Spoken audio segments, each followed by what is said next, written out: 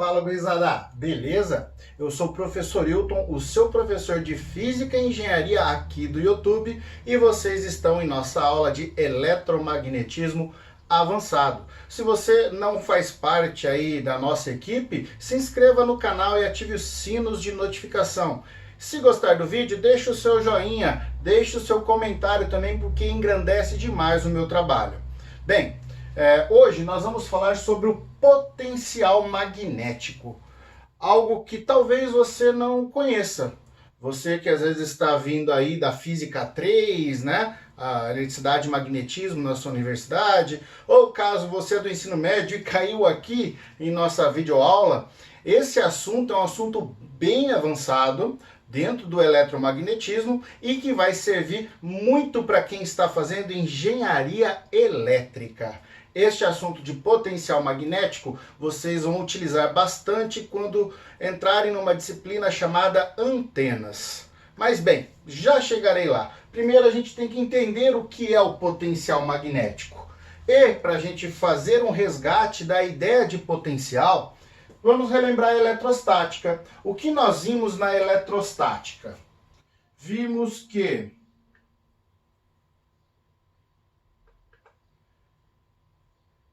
o divergente do nosso campo elétrico, ele era o ρ, que é a nossa densidade de carga, sobre a permissividade, que nós estamos sempre falando do vácuo, mas depende do meio a ser utilizado. E vimos também que o rotacional do nosso campo elétrico é zero. Então, o campo elétrico, nós vimos, ele apresenta uma divergência, né? Sai da carga, entra na carga, mas nada rotaciona. O seu rotacional é nulo. Bem, matematicamente falando, nós temos dois tipos de equações aqui. Esta como sendo uma equação homogênea e a de cima uma equação não homogênea. Eu vou falar, professor, mas por que você está mencionando essa questão de ser homogêneo ou não? Por causa do potencial. Nós partimos da ideia de potencial por meio de equações homogêneas. Na nossa videoaula sobre o assunto, eu cheguei a trabalhar com vocês devido a uma propriedade matemática, né? E nessa propriedade, nós vimos que essa nossa expressão aqui, do rotacional ser zero, a nossa equação homogênea, permitia determinar o campo elétrico de uma forma mais fácil, uma forma matemática mais fácil, usando um outro campo que é o campo escalar. Por quê? Porque a gente já está acostumado a trabalhar com grandezas escalares. Somar escalar é muito mais simples que somar vetores. Então a gente transformou o campo vetorial num campo escalar, e esse campo escalar chama-se potencial elétrico. Se você não lembra, dê umas aulas aí para trás, entra na nossa playlist e dá uma procurada sobre o potencial elétrico. Mas bem, nós então partimos da ideia de que esse rotacional sendo nulo, o nosso campo elétrico ele é descrito como negativo do nosso gradiente do potencial elétrico. Bem, foi essa a ideia que nós trabalhamos. Agora, o que nós iremos fazer? Vamos substituir essa expressão aqui na de cima e ver o que vai acontecer quando nós aplicarmos essas propriedades matemáticas. Vamos lá? Vai ficar assim. Vou substituir, então, aqui o nosso gradiente dentro da função não homogênea. Se ainda não está claro, a equação homogênea define para nós a função potencial, e quando nós temos esse potencial e substituímos na equação não homogênea, ela dá a dinâmica do funcionamento deste campo para nós. Mas volto a dizer, é apenas formalismos matemáticos que facilitam a resolução e a compreensão do campo elétrico. Pois bem, vamos lá. Então nós teríamos aqui que fazer o gradiente do nosso divergente do potencial. Como eu estou colocando ele positivo, estou trocando o E por esse cara. Eu vou jogar o negativo para o outro lado, então ele vai ficar menos ρ sobre ε0. E das nossas aulas, né, as videoaulas passadas, a gente sabe que sempre que a gente faz o gradiente de um divergente, nós obtemos o laplaciano daquela função. Então, o nosso laplaciano do potencial elétrico, ele tem este aspecto. Tá aqui, ó. Então, aqui ele está mostrando para nós qual é a dinâmica que o nosso campo vai ter em função do potencial. Essa daqui é chamada da equação de Poisson do nosso campo elétrico. Professor, legal, mas para que isso? Porque quando a gente for trabalhar com a ideia do magnetismo, a ideia é semelhante. Por quê? A gente já viu, o potencial elétrico é apenas um formalismo matemático dentro de um campo. Como eu já venho falando já pela terceira ou quarta vez, é a forma de simplificar a matemática do campo que eu estou calculando. Então, o magnetismo, ele tende a ter um comportamento muito semelhante. Só que a gente sabe que as equações elas mudam. Voltando a lembrar, nós já vimos, né, essas 4 equações, que são 2 da eletrostática e 2 da magnetostática, e essas conhecidas como as equações de Maxwell nesse sistema estático, ok? A gente tem as equações de Maxwell melhoradas e corrigidas, né, em alguns pontos que a gente ainda vai ver. Mas em termos estáticos, essas 4 já conseguem descrever legal quem são esses campos, e algumas dessas funções descrevem a dinâmica desses campos. Então o que a gente está vendo aqui é esta forma, como descrevê-lo e qual é a dinâmica que ele tem, ok? Então, baseado na eletrostática, nós veremos agora como isso fica para a magnetostática. As equações da magnetostática, então, vamos colocá-las aqui para a gente lembrar legal e fazer, né, a mesma discussão que tivemos agora há pouco sobre a eletrostática. Então, que equações que nós temos? Primeiro, nós temos a divergência do campo magnético sendo nulo.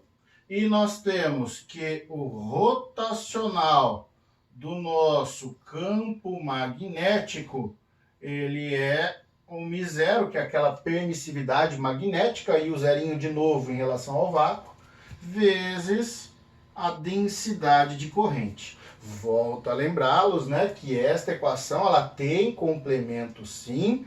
A gente está trabalhando apenas para correntes estacionárias. Só na magnetostática, a gente não tem campo variando com o tempo. A gente vai ver isso mais para frente, na hora que a gente começar a falar das equações de Maxwell mesmo. Como ele, né, trabalhou ali, ele mais alguns outros físicos, mas de maneira geral conhecida por ele. Mas isso é a nossa outra aula. Pois bem, e aqui a gente volta a ter uma equação homogênea e a não homogênea.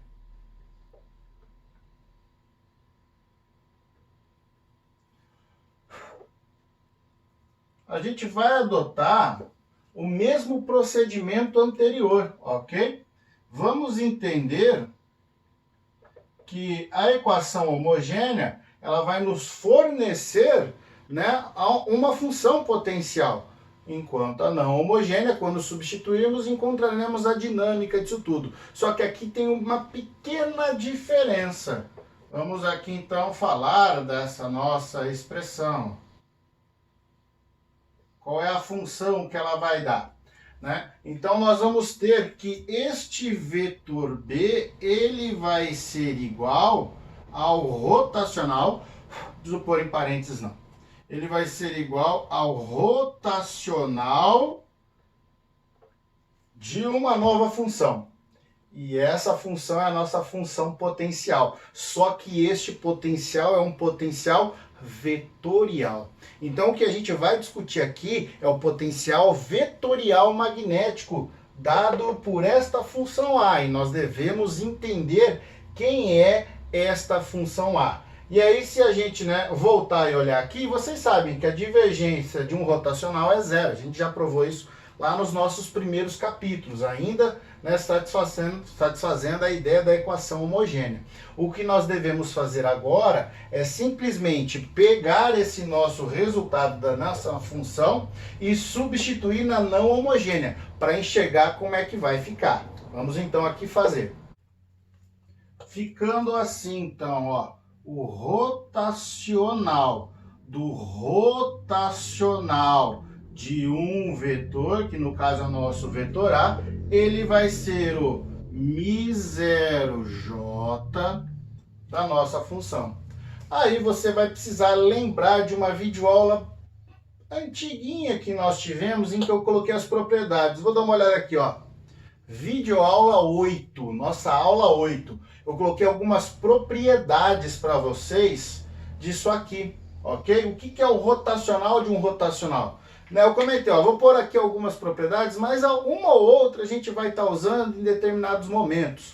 Chegou o momento, só que assim, vai ser simplificada a ideia. Mas o que é que nós teremos aqui? O rotacional de um rotacional é uma propriedade vetorial. Na contracapa de qualquer livro, seja de cálculo ou de física um pouco mais avançado, vocês têm isso. É propriedade básica. Então, essa propriedade diz o seguinte, que eu vou ter o divergente, o gradiente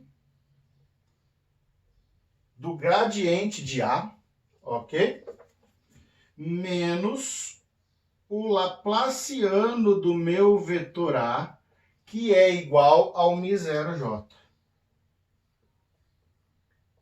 Então, esta função aqui que a gente acabou de montar é o desenvolvimento dessa, mas é uma propriedade matemática. Lógico, você consegue, por meio de demonstrações, chegar nisso. Mas como já é uma identidade fixa, a gente mantém. Só que aqui, note que é o seguinte, ó. Se esta parte, se esse pedaço aqui for zero, veja, esse negativo eu posso jogar para o lado de lá. Então, ó, zerando. Nós teríamos uma equação de Poisson para magnetostática. Então, o que a gente teria para a eletrostática, nós teríamos para a magnetostática. Só que, na grande maioria das vezes, não é zero. Tá? A gente passa a ter valor. Então, a gente, para poder adotar zero, usa uma propriedade chamada de liberdade de calibre. Então, quando usarmos a regra da liberdade de calibre, a gente consegue provar que este vetor A ali colocado, ele passa a ser função de um outro valor qualquer, que este a gente zera. E zerando este outro valor, a gente teria que este A é igual a um A qualquer que eu atribuo. Mas enfim, é algo que para nós não vem ao caso nesse momento. Por mais que, né, para quem pega aí a ideia física e tenta entender isso fisicamente, se você está aqui e faz um curso de física, dê uma estudadinha. Os nossos livros padrões que nós temos para o magnetismo, né, não vou mencionar os nomes no momento, né, devido ao fato de direitos autorais e tudo mais, mas quem está aqui assistindo essa videoaula sabe de alguns, quem são os meus alunos da disciplina já sabem da biografia que eu uso, eles não trazem nem comentam nada da liberdade de calibre. Ele fala, ó, se isso for zero, nós temos aí uma solução idêntica à eletrostática, que é uma equação de Poisson. E nós vamos partir disso. Entender que esse cara vai ser zero, porque a gente vai usar as propriedades da liberdade de calibre. Então tá aí algo que você pode pesquisar e estudar, sendo um aluno da graduação aí de física. Mas então a gente vai ter que o nosso laplaciano aqui do nosso vetor, ele é o μ0j, né? A gente vai usar aqui a equação de Poisson. Então a gente passa a ter duas funções muito semelhantes.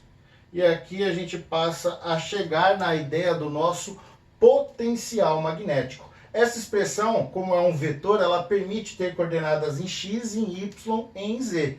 Se vocês lembrarem, a gente fez, né, a dedução do potencial, a demonstração que deu aquela 1 sobre 4πε0 integral de ρ sobre a posição r dv.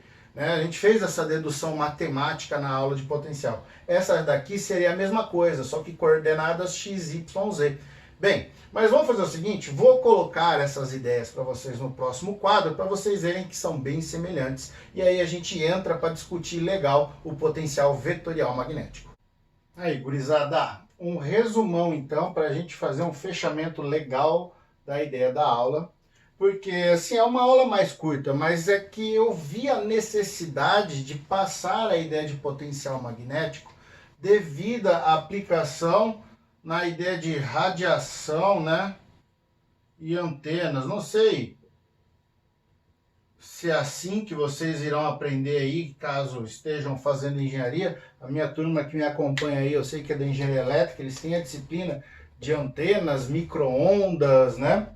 Então, sempre que a gente mexe com algum tipo de radiação e as transmissões de antena, a função potencial vetorial magnético ajuda demais a gente determinar, principalmente por causa de algumas grandezas físicas que dependem de cálculos matemáticos mais avançados, e isso facilita o nosso cálculo, tá?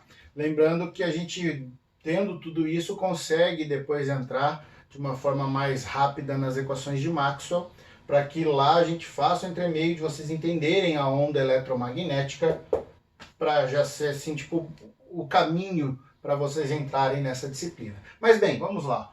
Relembrando então, nós tínhamos que um potencial eletrostático, ele era, né, o negativo do nosso gradiente do potencial eletrostático, né? E o laplaciano menos a densidade de carga pela permissividade elétrica. A solução dessa equação de Poisson dava esta integral que a gente trabalhou, a gente abria essa densidade, fazia integrações e caía naquela equação clássica de potencial elétrico. Agora, fazendo um comparativo, olha como que fica diferente quando a gente fala deste campo magnético. Então nós temos, né, que o campo magnético ele é o rotacional do potencial vetorial magnético, propriedade importante que nós temos então, e que conseguimos montar uma equação de Poisson para esse potencial. Lembrando que como nós temos vetores, eles apresentam um AX, um AY e um AZ, cujas soluções seriam essas em termos das densidades de carga, né? Volumétrico, né? Por isso que a gente usa mais a condição J, já olhando em termos de um volume, mas temos em fios e temos em superfícies onde passam as correntes elétricas. Essa solução ela é possível por meio da equação de Ampère que nós vimos. Então, ela cumpre a ideia da equação circuital de Ampère, né? Ela depende de ter a amperiana ali vendo a corrente que passa por ela.